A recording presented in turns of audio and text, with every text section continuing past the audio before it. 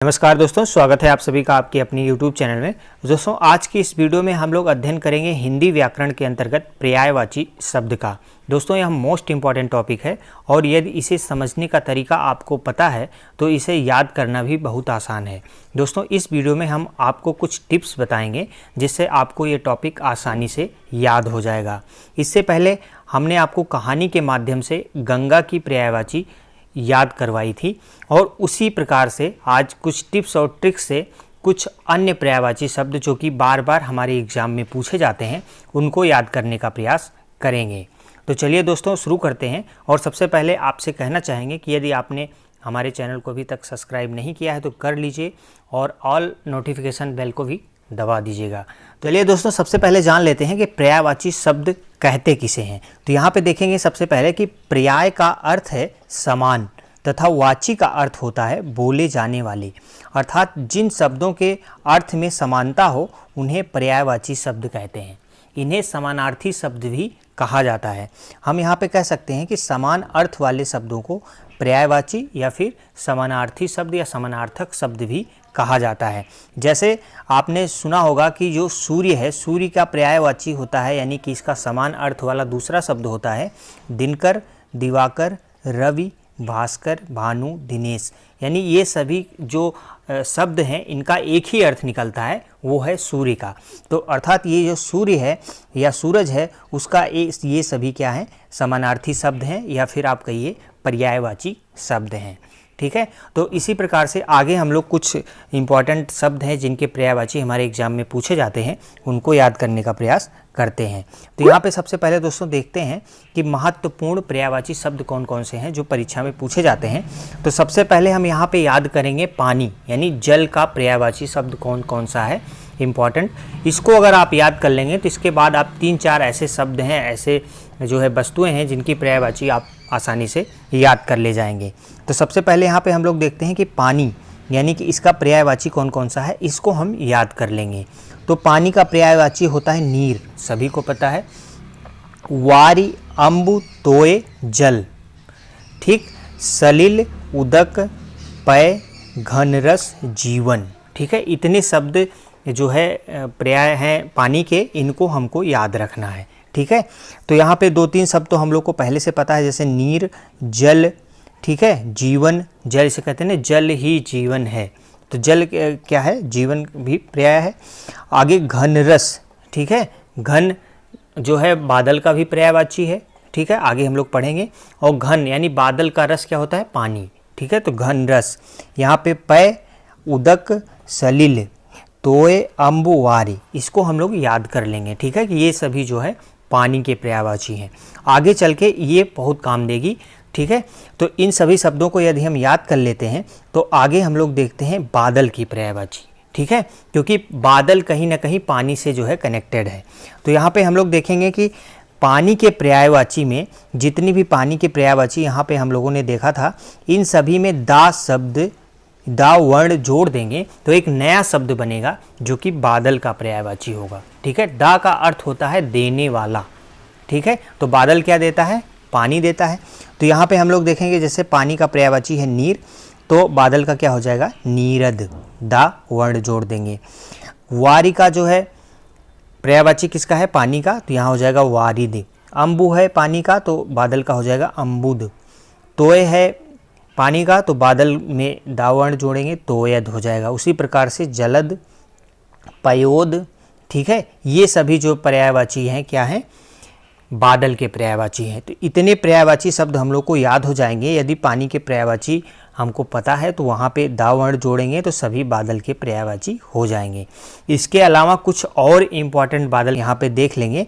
तो यहाँ पे मेघ सबको पता होगा। ठीक है, वारिधर, ठीक है, जलधर, धर मतलब होता है धारण करने वाला, जल, जल को कौन धारण करता है, बादल। तो यहाँ पे अभ्र, ये 2 ऐसे शब्द हैं, अभ्र और वारिधर। इसको आप जो है याद कर लीजिएगा कि ये भी बादल का पर्याय है। ठीक है, ये सभी तो आपको ऐसे याद हो जाएंगे जब आप पानी के पर्यायवाची याद कर लेंगे। तो यहाँ पे जलधर और मेघ आपको नहीं भी पता होगा तब भी आप जो है कोई दिक्कत नहीं है, लेकिन वारिधर और अभ्र ये दोनों आपको पता होना चाहिए कि ये बादल के पर्याय हैं। ठीक है, ये परीक्षा में पूछे गए हैं कई बार। आगे हम लोग देख लेते हैं इसी प्रकार से अगला समुद्र, यानी कि जब हमें यहाँ पे ध्यान रखना है कि पानी की जो पर्याय है ये हमें पता होना चाहिए। अब इसी पानी के पर्याय में धी वर्ण जोड़ेंगे, ठीक है। धी जब हम लोग जोड़ देंगे तो ये हो जाएगा, धी का अर्थ होता है धारण करना, ठीक है, अपने आप में समाहित करना, ग्रहण करना, धारण करना, तो ये धी का अर्थ होता है। तो समुद्र क्या होता है, पानी को धारण करता है, अपने ग्रहण करता है।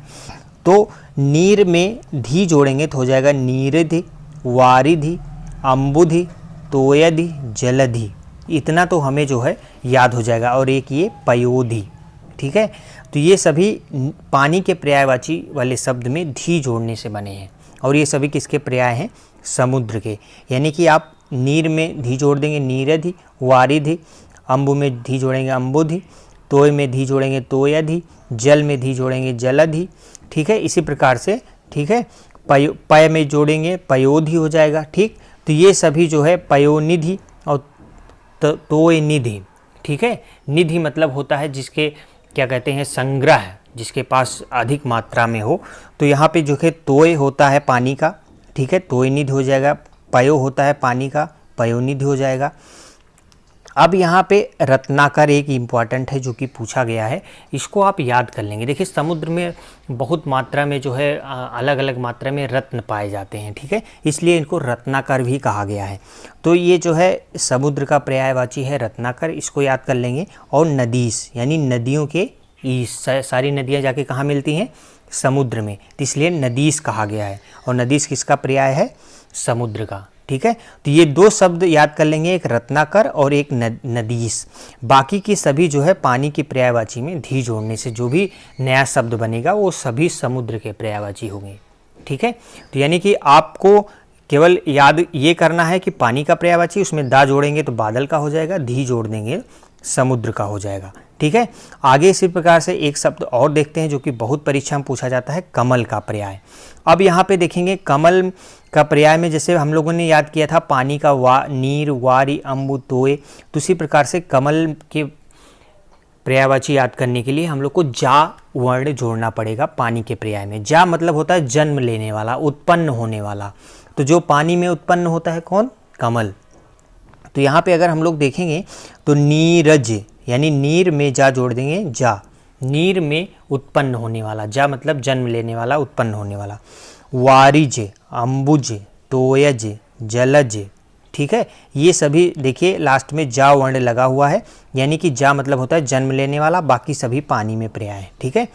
तो यहाँ पे आगे हम लोग देख लेंगे पंकज। पंक मतलब होता है कीचड़ और जा मतलब होता है उत्पन्न होने वाला। तो कीचड़ में उत्पन्न होने वाला यानी कि कमल। कीचड़ में तो ऐसे बहुत सी चीज़ें उत्पन्न होती हैं, लेकिन जो है कमल का भी पर्याय है। आगे आप जितनी भी चीज़ें कीचड़ में उत्पन्न होती हैं उसका पर्याय पंकज होगा, ठीक है। आगे उदकज, ठीक है। उदक हम लोग देखें, उदक जो है पानी का पर्याय है, उसी प्रकार से जो है उदकज जो है क्या हो जाएगा, कमल का पर्याय हो जाएगा। आगे हम लोग यहाँ पे देखेंगे पुष्कर। पुष्कर कहते हैं बहुत ही खूबसूरत जो पुष्प होता है, जो फूल होता है उसको कहते हैं पुष्कर। तो उसी के आधार पे कमल को खूबसूरत पुष्प में जो है गिना जाता है, इसलिए इसका पर्याय होता है पुष्कर। आगे देखेंगे शतपत्र। शत मतलब होता है 100 और पत्र का मतलब यहाँ है पत्तों से। तो देखा जाए कमल में जो है बहुत से पत्ते होते हैं, तो माना गया 100 पत्ते होते हैं, शतपत्र कहा गया है। तो ये भी कमल का पर्याय है, ठीक है। पयोज, पय मतलब होता है क्या, जल या पानी, और जा मतलब जन्म लेने वाला। पुंडरीक, पुंडरीक भी कहा गया, सफ़ेद कमल कहा जाता है, सफ़ेद कमल को पुंडरीक कहा जाता है, ठीक है। इसलिए सफ़ेद होने गुण होने के कारण पुंडरीक पड़ा है। राजीव, उत्पल और अरविंद, ये सभी जो है कमल के पर्यायवाची हैं, इनको भी इसी श्रेणी में याद कर लिया जाएगा। तो अगर आप पानी की पर्यायवाची याद कर लेते हैं तो आपको बादल की पर्यायवाची, समुद्र की पर्यायवाची और कमल की पर्यायवाची ज़्यादातर आपको याद हो जाएगी। केवल एक एक दो शब्द हैं जिनको आपको याद करना पड़ेगा, जो कि एग्जाम में पूछे जाते हैं। जैसे समुद्र में रत्नाकर, बादल में वारिधर और अभ्र, ठीक है। और कमल में आपको पुंडरीक याद कर लेना पड़ेगा, और यहाँ पे उत्पल, ठीक है। बाकी सभी आप जो है बना ले जाएंगे पानी के पर्याय से, ठीक। अब आगे चलिए देख लेते हैं कुछ और पर्यायवाची शब्द। यहाँ पे देखते हैं रात। यानी कि रात्रि की पर्यायवाची आपको याद करनी है। जैसे आपने पानी की पर्यायवाची याद की थी, उसके बाद आपने 4 अलग अलग वस्तुओं की पर्यायवाची आपको आसानी से याद हो गई थी, उसी प्रकार से आप रात की पर्यायवाची याद करेंगे। तो रात की पर्यायवाची यानी कि रात्रि कहते हैं, ठीक है, संस्कृत रूप है, तत्सम रूप है। आगे रात को निशा भी कहा जाता है, रजनी, यामिनी, यामा, विभा और तमी, ये सभी जो है आपको रात की पर्यायवाची हैं, इनको याद करना पड़ेगा, ठीक है। अगर ये पूरा आप याद कर ले जाते हैं तो इससे आगे 2-3 ऐसी वस्तुएं हैं, ऐसी जो है शब्द हैं जिनके आप पर्यायवाची शब्द आसानी से बना ले जाएंगे। तो उसको देखते हैं हम लोग। यहाँ पे देखेंगे, अगर रात की पर्यायवाची में आप कर जोड़ते हैं, यहाँ पे लिखा है प्लस कर, ठीक है।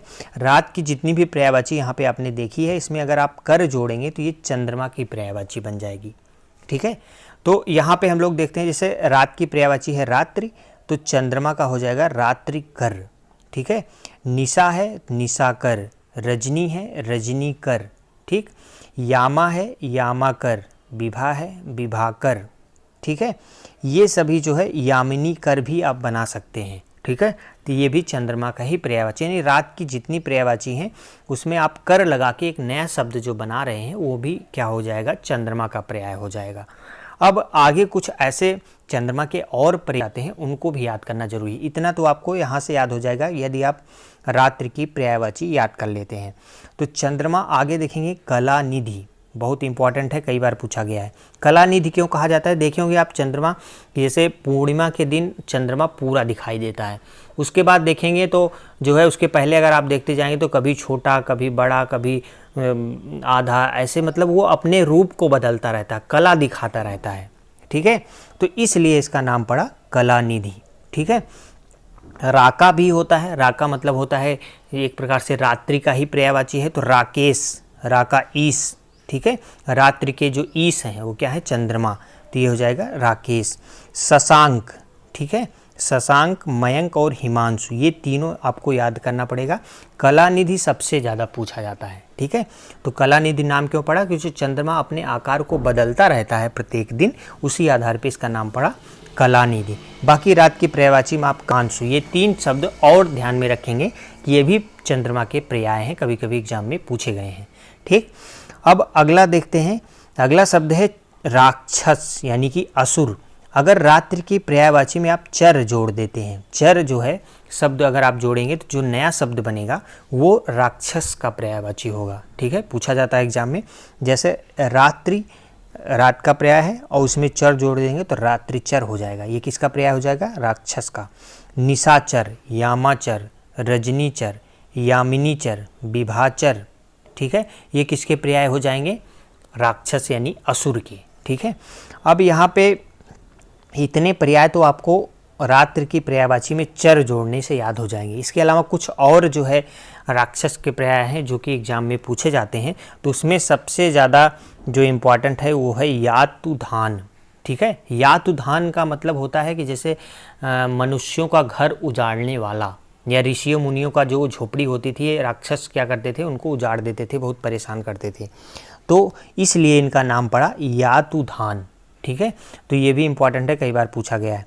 सुरारी, सुरारी का मतलब होता है कि सुर मतलब होता है देवता, आरी मतलब अंत, अंत करने वाला, तो देवताओं का अंत करने, देवताओं से लड़ाई करने वाले कौन थे, असुर थे, राक्षस थे, ठीक। असुर जानते ही हैं ज़्यादातर लोग, दानव और दैत्य सभी लोग जानते हैं कि ये जो है राक्षस का पर्यायवाची है। तो यहाँ पे 2 चीज़ ध्यान रखेंगे, सुरारी और यातुधान, ये जो है क्या है, राक्षस से पर्याय हैं, और बाकी जितने हैं ये सभी हम लोग को रात्रि की पर्यायवाची में चर जोड़ने से याद हो जाएंगे। तो यहाँ पे यातुधान और सुरारी, ये 2 चीज़ें याद रखेंगे, ठीक। और दोस्तों यहाँ पे हम आपको बता दें कि ये अगर आपको पैटर्न जो है हम आपको जो बता रहे हैं, ये आपको अगर अच्छा लग रहा हो तो वीडियो को लाइक और शेयर ज़रूर करिए, चैनल को सब्सक्राइब कर लीजिएगा। अगर ऐसी और पर्यायवाची आपको पढ़नी होगी तो आप कमेंट बॉक्स में ज़रूर दीजिएगा, क्योंकि इसके पहले हमने एक गंगा की पर्यायवाची आपको बताई थी जो कि कहानी के माध्यम से, तो आप लोगों ने उसको बताया था कि अब बहुत अच्छे से समझ में आ रहा है। यदि आपको कहानी के माध्यम से समझना है तो उसमें आप एक टॉपिक की एक कहानी आपको याद करनी पड़ेगी, या आप सुनेंगे तो याद हो जाएगी, लेकिन वो कभी आपको भूलेगा नहीं। इस वीडियो के डिस्क्रिप्शन में लिंक मिल जाएगा, आप वहाँ से देख सकते हैं। गंगा की पर्यायवाची की कहानी।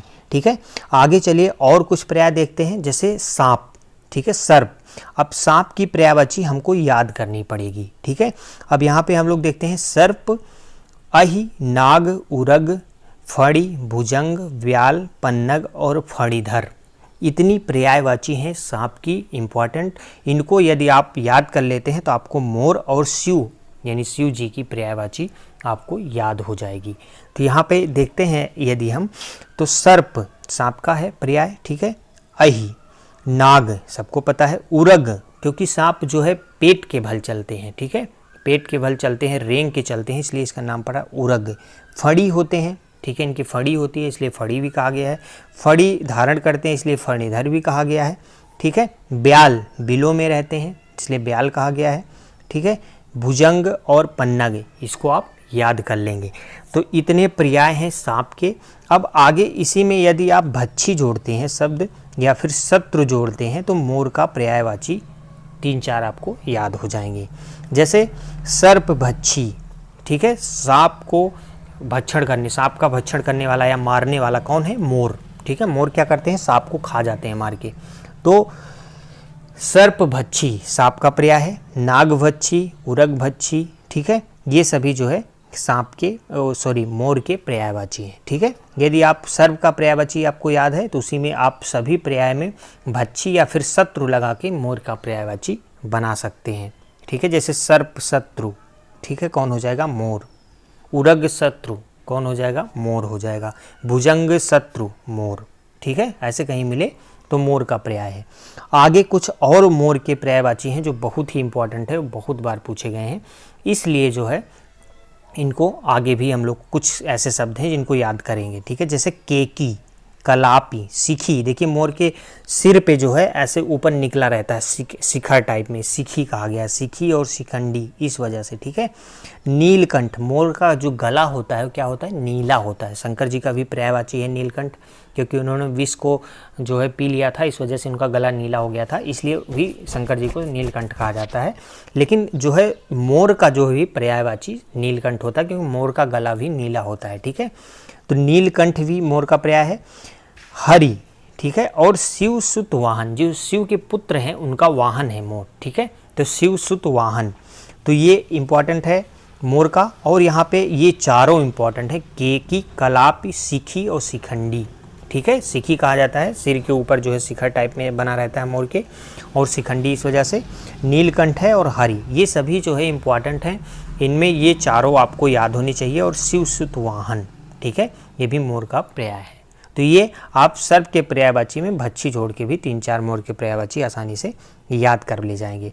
आगे हम लोग देख लेते हैं कि अगर सर्प के पर्यायवाची में आप धर जोड़ते हैं, ठीक है, तो धर मतलब होता है धारण करने वाला, तो यहाँ शिव जी के पर्याय आपको याद हो जाएंगे। जैसे सर्पधर, यानी सर्प को धारण करने वाला कौन है? शिव जी। अहिधर, नागधर, उरगधर, ठीक है, ये सभी क्या हैं? जितने भी सर्प के पर्यायवाची हैं सब में आप धर लगा के जो है, जैसे यहाँ पे फणीधर, ये शंकर जी का भी पर्यायवाची है, लेकिन सांप का भी है, क्योंकि फड़ी जो है सांप का पर्याय है, और फड़ी जो है धारण करने वाला कौन है? सांप खुद ही है जो धारण करता है, और शंकर जी हैं। ठीक है, तो ये जो है क्या कहे, 2 हो जाता है। फणीधर सांप का भी पर्यायवाची है और शंकर जी का भी है। ठीक है, आगे इतना पर्याय तो आपको ऐसे याद हो जाएंगे, या फिर आगे इसी में आप जो है धर जोड़ के शिव जी की पर्याय बना सकते हैं। उसके अलावा शिव जी के और कुछ इंपॉर्टेंट पर्याय हैं जिनको आपको थोड़ा सा ध्यान देना होगा। जैसे उमापति, ठीक है, उमा जी के पति हैं, उमापति हो गया। कैलाशपति, हम सबको पता है, ठीक है, कैलाशपति, कैलाश पे रहते हैं, इसे कैलाशपति हो गया। महादेव कहा जाता है, देवों के देव महादेव, शंकर जी का पर्याय है। भोलेनाथ कहा जाता है। ठीक है, एक इम्पॉर्टेंट है चंद्रमौली। मौली मतलब होता है सिर, शिखर, जिसके शिखर पर चंद्रमा हो। ठीक है, कौन है? शंकर जी। तो ये मोस्ट इम्पॉर्टेंट है, चंद्रमौली शिव जी का पर्याय है। क्यों कहा जाता है? क्योंकि शिव जी के देखिए सिर पर, शिखर पर चंद्रमा जी विराजमान है, इसलिए जो है इनको चंद्रमौली भी कहा जाता है। तो ये सभी जो है पर्याय शंकर जी के हैं, इनको आसानी से याद कर ले जाएंगे। और दोस्तों उम्मीद है कि ऐसे आपको समझ में आ रहा होगा, क्योंकि हम यहाँ पे जितना ज़्यादातर टफ वर्ड हैं उनका जो है हम आपको अर्थ भी बता दे रहे हैं, जिससे आपको ये याद रहेगा। आगे कुछ और पर्याय हैं, उनको हम लोग देख लेते हैं। जैसे यदि देखते हैं पृथ्वी का पर्याय, ठीक है, पृथ्वी का जितने पर्यायवाची शब्द हैं अगर आप इनको याद करते हैं तो आगे ऐसे 2-3 और शब्द हैं जिनके पर्यायवाची आपको याद हो जाएंगे। जैसे भू, भूमि, धरा, धरणी, मही, वसुधा, उर्वी, अचला, क्षिति और अवनी, ये सभी जो है शब्द पृथ्वी के पर्याय हैं, ठीक है। तो यदि आप यही एक पृथ्वी का पर्याय याद कर ले जाते हैं तो आपको आगे जो है अगर इसी में आप धर जोड़ देंगे तो आपको पर्वत के पर्यायवाची, तो पर्वत का पर्यायवाची हो जाएगा भूधर, भूमिधर, धराधर, महीधर, ठीक है, वसुधाधर, उर्वीधर, अचलाधर। इस प्रकार से आप जितना भी धर लगाते जाएंगे पृथ्वी के पर्यायवाची में सभी पर्वत का पर्यायवाची बनता जाएगा, ठीक है। यहाँ पे देखिए एक और शब्द 2-3 है, जैसे अचल, जो ना चलता हो, ठीक है, एक जगह स्थिर रहता है, कौन, पर्वत, अचल हो गया नाम। पहाड़ तो सभी को पता है, शैल भी सभी को पता है कि ये जो है पर्वत के पर्याय होते हैं। तो इतने इंपॉर्टेंट पर्वत के पर्याय हैं जिसमें से महीधर, भूमिधर और धराधर ये कई बार एग्जाम में पूछा गया है, ठीक है। तो धरा होता है पृथ्वी का पर्याय, उसी में आप धर लगाएंगे तो पर्वत का पर्याय बन जाएगा। जितने भी पृथ्वी के ये पर्याय लिखे हैं इसमें आप धर लगा के पर्वत के पर्याय बना सकते हैं, ठीक है। अब आगे और देखते हैं, इसमें यदि आप पृथ्वी के पर्याय में पति जोड़ते हैं तो ये राजा का पर्याय हो जाएगा, ठीक है। राजा के पर्यायवाची भी कभी कभी एग्जाम में पूछे जाते हैं। तो ये पति अगर जोड़ते हैं पृथ्वी के पर्याय में तो राजा का पर्याय, जैसे भूपति किसका पर्याय है, राजा का, भूमिपति, धरापति, महीपति, ठीक है, ये सभी जो है राजा के पर्याय हैं।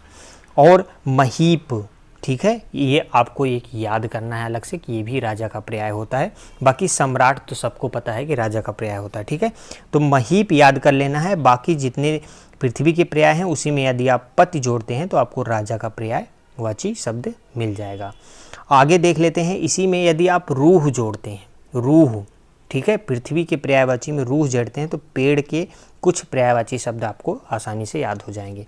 जैसे भूरूह, भूमरूह, महिरूह, ठीक है, ये सभी शब्द किसके हैं, पेड़ के पर्याय। रूह मतलब होता है रोम, ठीक है, पृथ्वी के रोम के कौन माने जाते हैं, वृक्ष, पेड़ माने जाते हैं। तो पेड़ का एक पर्यायवाची वृक्ष भी है, ठीक है। तो पृथ्वी के पर्यायवाची में रूह जोड़ेंगे तो पेड़ का पर्यायवाची आपको आसानी से याद हो जाएगा। इसके अलावा पादप सभी को पता है, वृक्ष और पादप जो है पेड़ के पर्यायवाची हैं, लेकिन साखी आपको याद करना है। पेड़ों में बहुत सी शाखाएं होती हैं इसलिए इनको साखी भी कहा जाता है, ठीक है। तो साखी आपको याद कर लेना है, पेड़ का पर्यायवाची है। बाकी आप पृथ्वी के पर्यायवाची में रूह जोड़ के पेड़ की पर्यायवाची बना सकते हैं। तो दोस्तों उम्मीद करते हैं कि आपको ये पूरा टॉपिक समझ में आया होगा। यदि ये टॉपिक आपको इस तरह से समझ में आ रहा है तो आप वीडियो को शेयर करिए, लाइक करिए और कमेंट में बताइए आगे और भी कुछ इंपॉर्टेंट पर्यायवाची शब्द हैं जिनको हम आपको इसी तरह से याद करा देंगे। तो दोस्तों उम्मीद करते हैं आपको ये वीडियो पसंद आई होगी। वीडियो पसंद आई हो तो लाइक और शेयर करिए, चैनल को ज़रूर सब्सक्राइब करिए और आगे इसी तरह से याद करना हो तो कुछ कमेंट बॉक्स में ज़रूर बताइएगा।